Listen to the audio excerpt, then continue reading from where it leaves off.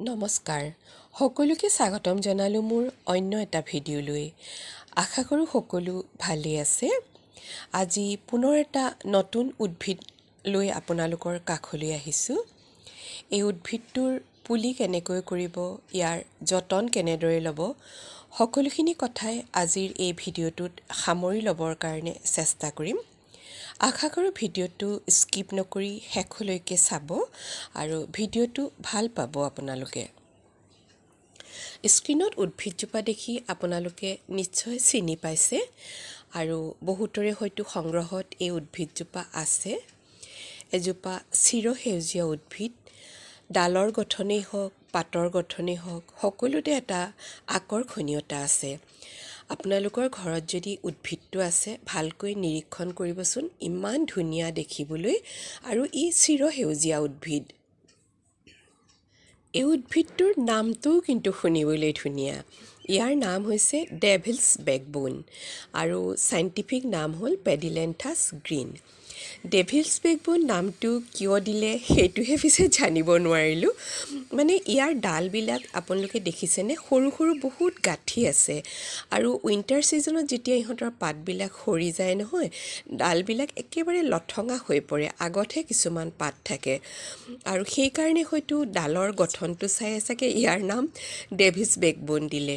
আৰু যিয়ে হয়তো এই গছজোপাৰ নামাকৰণ কৰিছে তেওঁ কিন্তু খুব চিন্তা কৰিয়ে নামাকৰণ কৰিছে, কাৰণ নামটো একেবাৰে খাপ খাই পৰিছে। ইহঁতৰ পাতবিলাক অলপ সৰি যায় আৰু যেতিয়া পাতবিলাক সৰি যায় তেতিয়া এই ডালবোৰ এনেধৰণে লঠঙা হৈ পৰে আৰু তেতিয়াও কিন্তু এটা সৌন্দৰ্য ফুটি উঠে।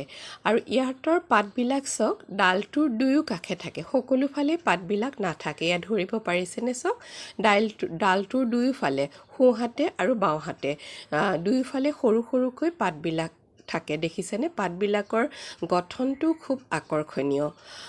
গতিকে আপোনালোকৰ ফুলনিত এনেকুৱা এজোপা প্লাণ্ট ৰাখিলে সঁচাকৈ খুব ভাল লাগিব। আৰু ইনডোৰ প্লাণ্ট হিচাপেও আপুনি ৰাখিব পাৰিব এজোপা, বাহিৰতো ৰাখিব পাৰিব, কোনো কথা নাই। কিন্তু ইনডোৰ প্লাণ্ট হিচাপেও আপুনি ইয়াৰ প্ৰয়োজনীয় পৰিৱেশটো দি আপুনি সংগ্ৰহ কৰিব পাৰিব। এইজোপা পেৰিনিয়েল প্লাণ্ট হোৱাৰ লগতে অৰ্নামেণ্টেল প্লাণ্টো হয়, আলংকাৰিক উদ্ভিদ।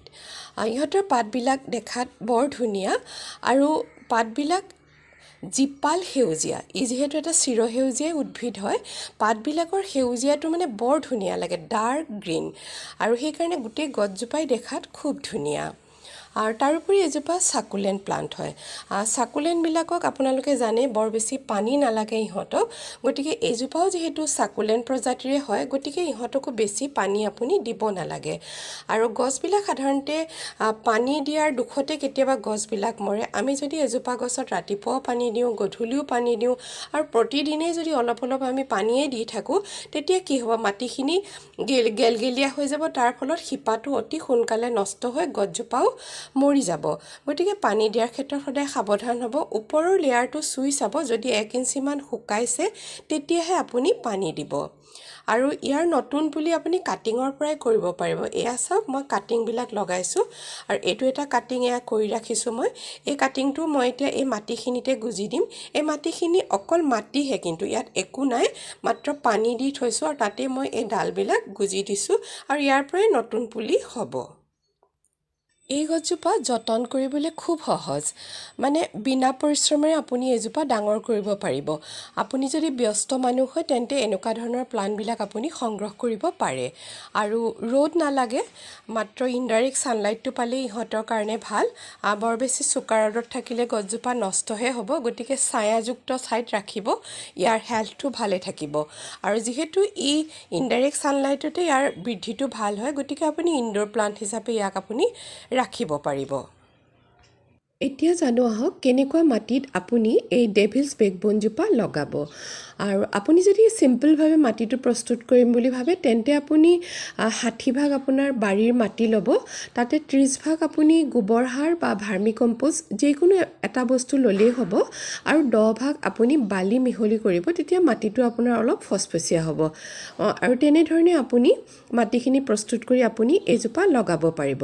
আৰু যদি আপুনি ভাবে যে মাটিটো আৰু অলপ ৰিচ কৰিব, তেন্তে আপুনি তাতে 30% যদি মাটি লয়, 30% আপুনি কোকোপিট দিব, তাতে 20% আপুনি পাতৰ পৰা প্ৰস্তুত কৰা সাৰ দিব পাৰে আৰু 10% মান বালি দিব আৰু বাকী 10% আপুনি হয় নিমখলি দিব নহয় বোন মিল দিব। এনেদৰে মিহলাইও আপুনি মাটিটো প্ৰস্তুত কৰি এই ডেভিলছ বেকবোনজোপা আপুনি লগাব পাৰিব। আৰু বছৰেকত দুবাৰ আপুনি ইয়াত সাৰ প্ৰয়োগ কৰিব পাৰিব আৰু ইচ্ছা কৰিলে লিকুইড ফাৰ্টিলাইজাৰ, যিহেতু কিচেন ৱেষ্টৰ পৰা আপুনি লিকুইড ফাৰ্টিলাইজাৰটো প্ৰস্তুত কৰি ল'ব পাৰিব আৰু সেইটো আপুনি মাজে মাজে দি থাকিব পাৰিব। এইজোপা যে কেৱল অৰ্নামেণ্টেল প্লাণ্টেই হয় এনে নহয়, এইজোপা বহুত ঔষধি গুণো আছে। আয়ুৰ্বেদিক কিছু মেডিচিন প্ৰস্তুত কৰাত এই উদ্ভিদটো ব্যৱহৃত হৈ আহিছে। আৰু তাৰোপৰি ইয়াৰ যদি ডাল এটা ভাঙে তেতিয়া বগা এটা আঠাজাতীয় ৰস ওলায়। গতিকে আপুনি এই গছজোপাৰ লগত কাম কৰাৰ পিছত হাতখন ভালকৈ ধুই পেলাব আৰু যাতে সৰু ল'ৰা ছোৱালী যদি আপোনাৰ ঘৰত আছে নাইবা পোহনীয়া যদি জীৱ জন্তু আছে, সিহঁতে যাতে সেইটো মুখত নিদিয়ে বা চকুত নালাগে, আপুনি সেই কথাটো চাব। আৰু পোক পতংগই বৰকৈ নষ্ট কৰা মই দেখা নাই। তেনেহ'লে আপোনালোকে নিম অইলটো স্প্ৰে' কৰিব পাৰিব আৰু তাৰ লগত কেইটোপালমান লিকুইড চব আপোনালোকে মিহলি কৰি ল'ব।